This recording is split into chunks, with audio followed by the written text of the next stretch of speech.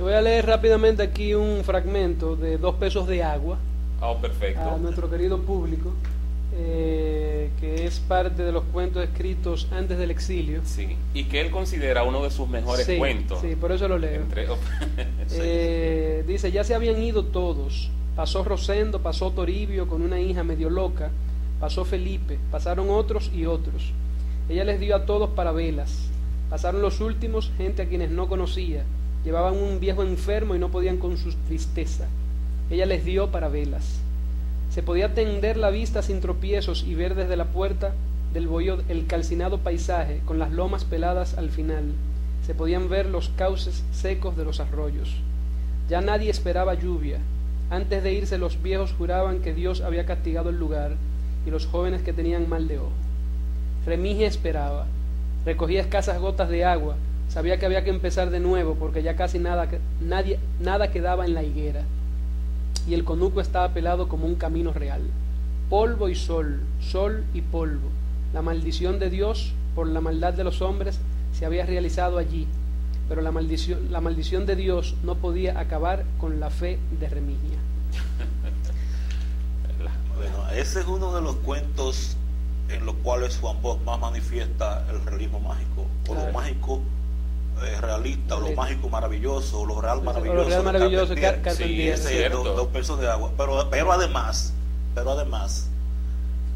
bueno, aquí hay, perdón que te interrumpa, hay algo aquí que habla muy claro sobre eso que tú estás diciendo, el realismo mágico. En su rincón del purgatorio, las ánimas, metidas de cintura abajo entre las llamas voraces, repasaban cuentas. Sí, vivían consumidas por el fuego purificándose, y como burla sangrienta tenían potestad para desatar la lluvia y llevar el agua a la tierra.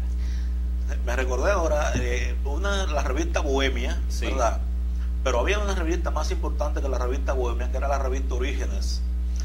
La revista Orígenes era, y que yo creo que esa revista todavía se sigue haciendo en Cuba, a pesar de haber pasado tantas décadas, todavía se sigue haciendo. Escribir en la revista Orígenes era ya darse el título de intelectual. O sea, eso era así. Con el caso de Bosch en Chile, por ejemplo, hay que recordar que cuando se publicó el poema Hay un país en el mundo, que se publicó en Cuba, fue Juan Bosch que lo publicó con su dinero. O sea, Pedro Mir no tenía absolutamente nada, como nunca tuvo nada tampoco. Sí. Profesor ni de al estética, al morir tampoco.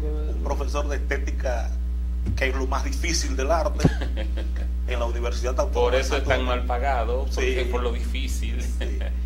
Poeta nacional, ¿verdad? Uno de los grandes escritores de la República Dominicana, perteneciente a uno de los grandes movimientos literarios, que era los Independientes del 40. No tenía dinero para publicar ese gran poema. Cuando vos lo leyó, dijo: acaba de nacer el gran poeta social de la República Dominicana.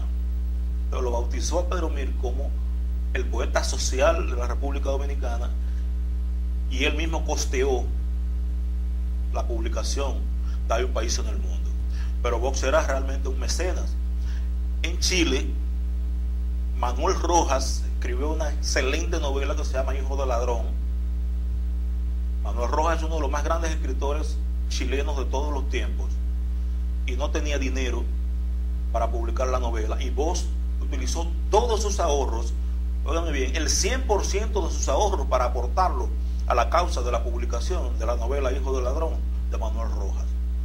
O sea, hasta ahí llega la grandeza de Juan Bosch. A Manuel Rojas es un escritor que nosotros recordamos bien por un cuento que leímos siendo muy jóvenes. Fue el cuento El vaso de leche. Un cuento terrible que fue publicado en esa antología que nosotros siempre mencionamos, Sí. de la Universidad Católica Madre y Maestra, de la Pucamaima, que fue la antología de Apolinar Núñez. Fue de Apolinar Núñez y Carlos Fernández Rocha, sí. Sí, se llamaba Textos, Poesía y Cuentos Hispanoamericanos. Sí, porque el otro era Textos de Pensadores Hispanoamericanos. Exactamente, sí. Que son dos grandes libros que sí, ayudaron mucho a dar a conocer la literatura latinoamericana en la República Dominicana. O sea, nosotros tenemos una deuda grande con Carlos Fernández Rocha, dicho sea de paso, el crítico cubano, que ya tiene muchísimos años viviendo entre nosotros, y le debemos que fue uno de los primeros maestros que nos enseñó a nosotros lo que era la buena literatura y qué se estaba escribiendo en América Latina. Eso como, él empezó como por los años 70, algo así. Eso fue, sí, 70 y pico. Oh, sí, ok. Quizás 80, una cosa así, porque yo recuerdo haberlo leído en el bachillerato, y unos meses después de haber leído los dos libros, conocí a Apolinar Núñez dando una conferencia aquí en el recinto Puerto Plata de la Universidad, en ese tiempo, Ucamaima. Señores, pero ya nosotros llevamos media hora hablando, pero es que estamos tratando por uno de los hombres más fascinantes que ha pasado por la República Dominicana en todos los tiempos, Juan Emilio Box y Gaviño. Volvemos en breve, no se vayan, que apenas comenzamos.